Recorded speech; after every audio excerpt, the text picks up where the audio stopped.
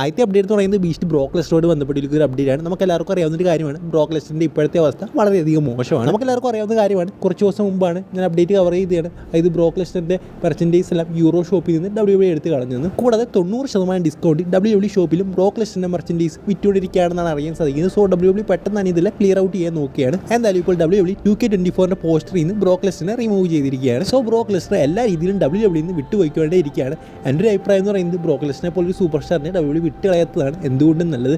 കാരണം ബ്രോക്ക് ലെസ്നർ എന്ന് പറയുന്നത് വളരെ റെയർ ആയിട്ടുള്ളൊരു സൂപ്പർ സ്റ്റാറാണ്. പിന്നെ കുറേ അധികം ഫാൻസ് അദ്ദേഹത്തിനുണ്ട്. സോ ബ്രോക്ക് ലെസ്നർ പോയി കഴിഞ്ഞാൽ അത് WWEക്ക് വലിയൊരു തിരിച്ചടിയായി മാറും. ഈ ഫാസ്റ്റ് മാച്ചസ്, അതായത് പേസ് കൂടിയ മാച്ചസൊക്കെ ഇഷ്ടപ്പെടുന്നവർക്ക് ബ്രോക്ക് ലെസ്നറെ വളരെയധികം ഇഷ്ടമാണ്. എനിക്കും അങ്ങനത്തെ മാച്ചസാണ് ഇഷ്ടം. അത് പേസ് കൂടി 5 മിനിറ്റ് 6 മിനിറ്റോടൊക്കെ തീരുന്ന മാച്ചുകളാണ് എനിക്ക് ഭയങ്കര ഇഷ്ടമാണ്. അതുകൊണ്ട് തന്നെ എനിക്ക് ഗോൾഡ്ബർഗിനെ ഇഷ്ടമായിരുന്നു, ബ്രോക്ക് ലെസ്നർ ഇഷ്ടമായിരുന്നു. സോ അങ്ങനത്തെ സൂപ്പർ സ്റ്റാർസിൻ്റെ മാച്ച് കാണാനാണ് എനിക്ക് കൂടുതൽ ഇഷ്ടം. സോ ബ്രോക്ക് ലെസ്നർ ഇല്ലാത്തത് വലിയൊരു തിരിച്ചടിയാണ്. ഇനി അടുത്ത അപ്ഡേറ്റ് എന്ന് പറയുന്നത് റോക്കിൻ്റെ മകളായ അവയുമായിട്ട് ബന്ധപ്പെട്ടുള്ളൊരു അപ്ഡേറ്റാണ്. നിങ്ങൾക്ക് എല്ലാവർക്കും അറിയാവുന്നൊരു കാര്യമാണ്. അവ ഇപ്പോൾ NXTയിലാണ് വർക്ക് ചെയ്തുകൊണ്ടിരിക്കുന്നത്. എന്തായാലും റോക്ക് TK കയറിയതുകൊണ്ടായിരിക്കും അവയ്ക്ക് നല്ലൊരു സ്ക്രീൻ സ്പേസ് NXTയിൽ ലഭിക്കുന്നുണ്ട്. എന്തായാലും അതിനോട് എനിക്ക് ഇത്ര താല്പര്യം തോന്നിയില്ല. കാരണം റോക്ക് TKയുടെ മെമ്പറായി കഴിഞ്ഞുകൊണ്ട് അവയ്ക്ക് ഈ രീതിയിലുള്ളൊരു പുഷൊക്കെ നൽകുന്നതിനോട് എനിക്ക് താല്പര്യമില്ല. സ്വന്തം കഴിവിലാണ് വരേണ്ടത്. ബട്ട് എനിക്കറിയില്ല. സോ ഇതിനോടാണ് എനിക്കൊട്ടും താല്പര്യമില്ലാത്തത്. അവയ്ക്ക് ഈ ഒരു രീതിയിൽ പുഷ് കൊടുത്തത്. അതായത് NXT നല്ല സ്ക്രീൻ സ്പേസ് ഇപ്പോൾ അവയ്ക്ക് കിട്ടുന്നുണ്ട്. സോ അച്ഛൻ കാരണം മകൾ മരിക്കേണ്ട ഒരു അവസ്ഥയിലേക്കാണ് ഇപ്പോൾ പോയിക്കൊണ്ടിരിക്കുന്നത്. അതായത് കോഴിക്കോട് ഫാൻസ് എല്ലാം അവയുടെ സോഷ്യൽ മീഡിയ അക്കൗണ്ടിൽ ചെന്ന് അവരെ കൊല്ലും എന്ന കാര്യത്തിലേക്ക് ഭീഷണിപ്പെടുത്തിക്കൊണ്ടിരിക്കുകയാണ്. സോ അതിനുശേഷം അവയുടെ അക്കൗണ്ട് ഇൻആക്റ്റീവ് ആണ്. എന്തൊക്കെ പറഞ്ഞാലും കോഴിക്കോട്സിൻ്റെ ഫാൻസ് ഇങ്ങനെയൊന്നും ഒരിക്കലും ചെയ്യാൻ പാടില്ല. കോഴിക്കോട്സിൻ്റെ ഫാൻസാണെന്ന് തന്നെ ഞാൻ പറയുന്നില്ല. പക്ഷേ ആരും തന്നെ അതായത് ഒരാളെ ഭീഷണിപ്പെടുത്തുക, അവരെ കൊല്ലുമെന്ന് പറയുക, അത് വളരെ മോശമായിട്ടുള്ളൊരു കാര്യമാണ്. So Cody Rhodes WrestleMania Roman റീൻസിനെതിരെ മത്സരിച്ചില്ല എന്ന് പറഞ്ഞുകൊണ്ട് ഈ രീതിയിലുള്ള സംഭവങ്ങളൊക്കെ വളരെ ബോറായിട്ടാണ് എനിക്ക് തോന്നുന്നത്. ബോറെന്നൊന്നുമല്ല, വളരെ മോശമെന്ന് തന്നെ പറയാം. അതായത് സാമി സൈൻ ഇന്നലെ പറഞ്ഞ കാര്യമാണ് എനിക്ക് ഓർമ്മ വരുന്നത്. ഈ ഒരു റെസ്ലിംഗ് ഡ്രാമയ്ക്ക് വേണ്ടി നിങ്ങൾ ഇങ്ങനെയൊക്കെ ചെയ്തു കൊടുക്കുന്നത് എന്തിനാണെന്നാണ് സാമി സൈൻ ആദ്യം ചെയ്തൊരു ട്വീറ്റ്. സോ നിങ്ങൾക്ക് എന്തൊക്കെ കാര്യങ്ങളുണ്ട്, ഈ ഒരു ലോകത്ത് എന്തൊക്കെ കാര്യങ്ങൾ നടക്കുന്നുണ്ട്, അതിലേക്കൊക്കെ ശ്രദ്ധ കേന്ദ്രീകരിക്കുക. അതായത് വളരെ അത്യാവശ്യമുള്ള പല കാര്യങ്ങളും നടക്കുന്നുണ്ട്.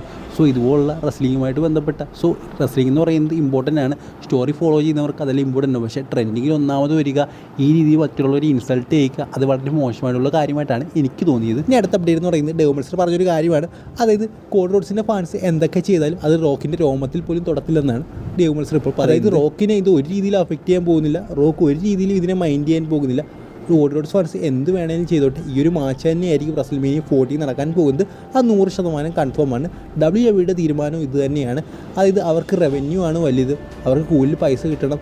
അവിടെ റോക്ക് വേഴ്സസ് റോമൻ മാച്ച് നടന്നാലേ പറ്റത്തുള്ളൂ. കോഡി വേഴ്സസ് റോമൻ മാച്ച് നടന്നു കഴിഞ്ഞാൽ റവന്യൂ വലിയ ഇടുവാനും ഉണ്ടാകും. സോ ഇപ്പോൾ 100% കൺഫേം ആണെന്നാണ് പറയുന്നത് റോക്ക് വേഴ്സസ് റോമൻ മാച്ച് നടക്കുന്നത്. അതിൽ യാതൊരു തരത്തിലുള്ള മാറ്റവും ഉണ്ടാകാൻ പോകുന്നില്ല. എന്തായാലും നമുക്കിനി അടുത്ത അപ്ഡേറ്റിലേക്ക് കിടക്കാം. അടുത്ത അപ്ഡേറ്റ് എന്ന് പറയുന്നത് RCB ഇപ്പോൾ കോഡി റോഡ്സിനെ അവർ ഒരു പോസ്റ്റിൽ ആഡ് ചെയ്തിരിക്കുകയാണ്. അതായത് കോഡി റോഡ്സ് RCBയുടെ ജേഴ്സി ഇട്ടുകൊണ്ടിരിക്കുന്ന ഒരു പോസ്റ്റാണ് ഇപ്പോൾ RCB ഷെയർ ചെയ്തിരിക്കുന്നത്. സോ അവരുടെ ഒരു പോസ്റ്റ് നിങ്ങൾക്ക് വായിക്കാൻ സാധിക്കുന്നുണ്ടായിരിക്കും. എന്തായാലും RCB വരെ പോസ്റ്റ് ചെയ്തിരിക്കുകയാണ് WWE ബന്ധപ്പെട്ട കാര്യങ്ങൾ. ഇനി CSK, മുംബൈ ഇന്ത്യൻസോ, ഗുജറാത്ത് ടൈറ്റൻസോ ആരൊക്കെ ഇതുമായിട്ട് ബന്ധപ്പെട്ട് പോസ്റ്റ് ചെയ്യുമെന്നൊക്കെ കണ്ടുതന്നെയാണ്.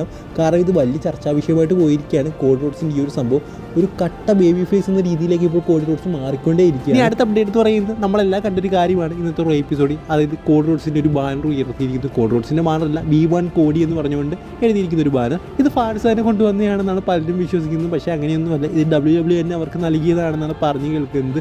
അതായത് നിങ്ങൾ നോക്കിയാൽ മതി, എല്ലാം ഒരുപോലെയാണ് ഇരിക്കുന്നത്.